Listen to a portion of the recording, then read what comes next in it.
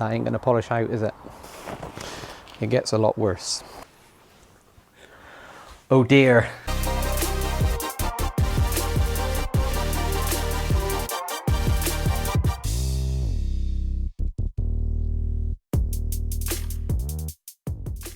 As you can see behind me, we have a very poorly, very beaten up Mark 1 MR2. And those of you who are previous subscribers and have watched my previous Mark 1 MR2 videos will recognize the car very well.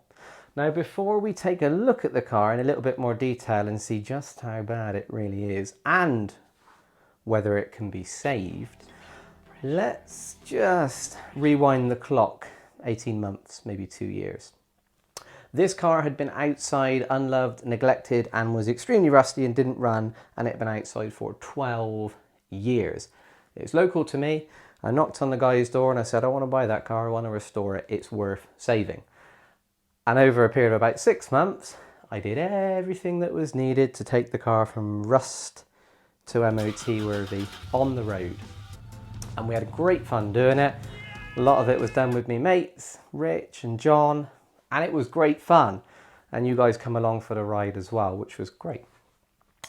And then I sold it because, as you know, if you're a subscriber, we moved house to this place with no garages. So I had to sell it because I had nowhere to store it.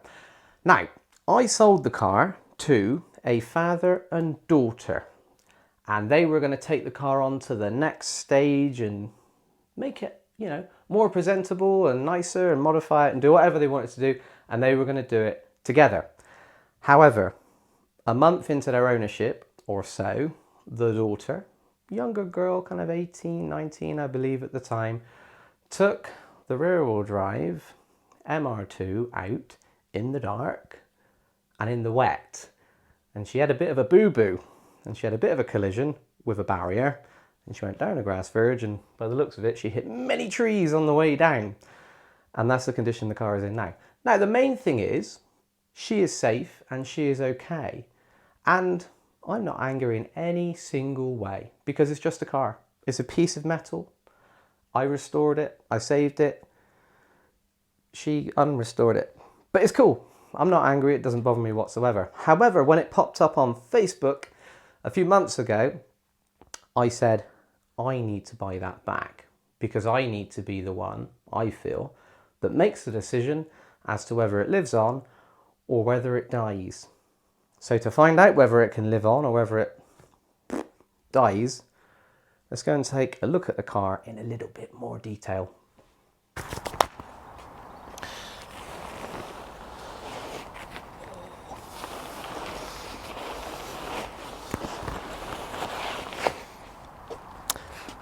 That ain't gonna polish out, is it?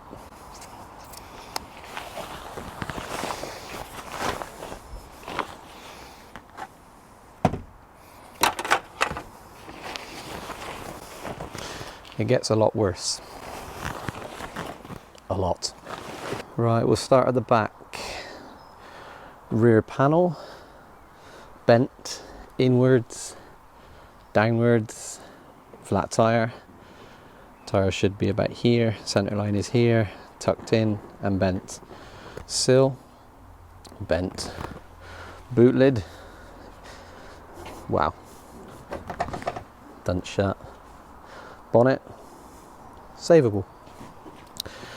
Rear panel, yeah. Brand new exhaust, yeah. Not very good. Around the other side, rear wing, dented, and side skirt destroyed.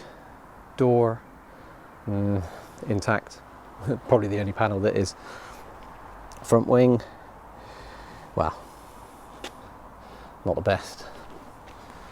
Still hate those wheels. Coming around to the front, destroyed, very destroyed. Destroyed, broken, crash bar missing, the most valuable piece on the car, lol. Front wing, destroyed, tyre, destroyed, Camber, very positive. Camber, borderline normal. Door, broken. Windscreen pillar, destroyed glass, non-existent. Most of it is inside, all over the floor. I don't think the wing mirror is going to go back on quite the same. Resto Nation sticker, survived the impact, quality product. Let's have a look inside. Obviously I locked it, didn't want anyone stealing it.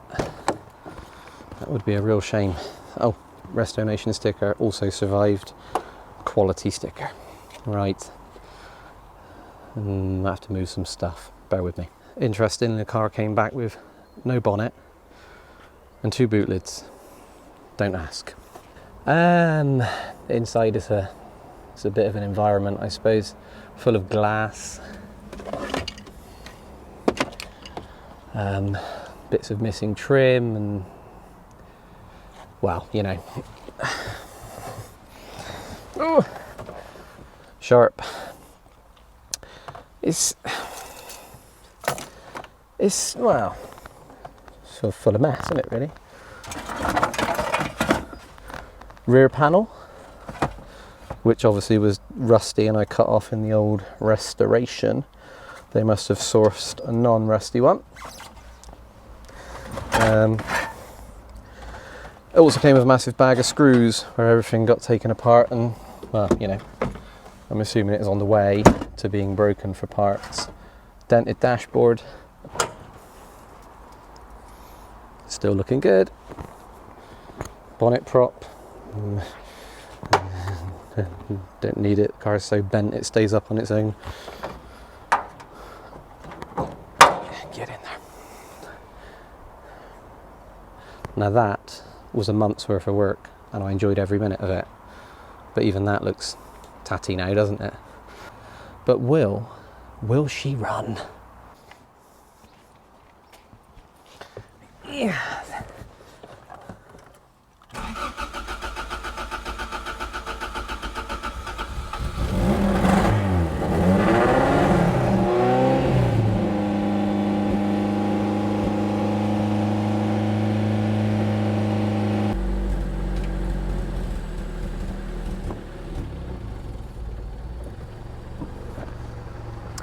Never in doubt. See if she still drives. Window still works. Living the dream, gentlemen. Living the dream. Get in gear, you piece of crap.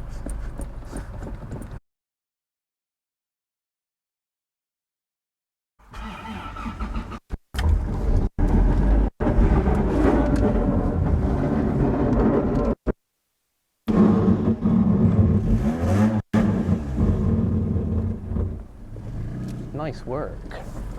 Well, that should have been shown after the watershed because that was horrifying. I think we can all agree that my old Mark 1 MR2 is never ever going to go back on the road. It's bent, it's twisted, and everything's destroyed.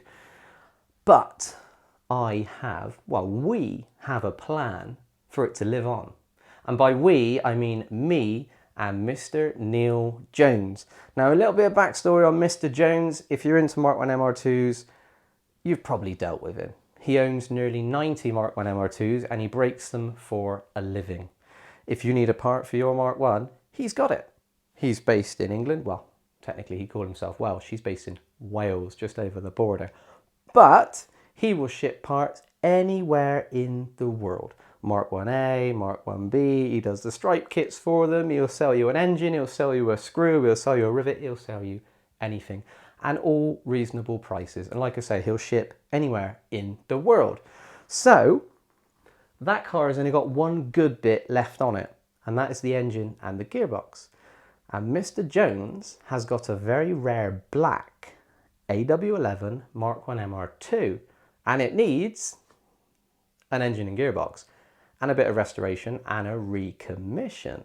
So our plan to work together is to remove the engine and gearbox from that one there.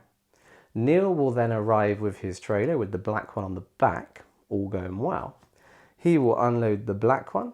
I will keep the engine and gearbox from that one, which is its heart, its soul. It's the only bit it has left. It will live on.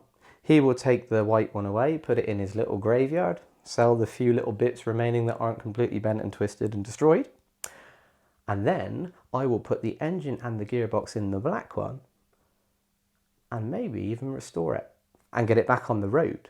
So as much as this car is gone, it's total, it's finished, it's never going to go again, a little piece of it, its heart, its soul, can live on to help a rare black Mark 1 MR2 live again.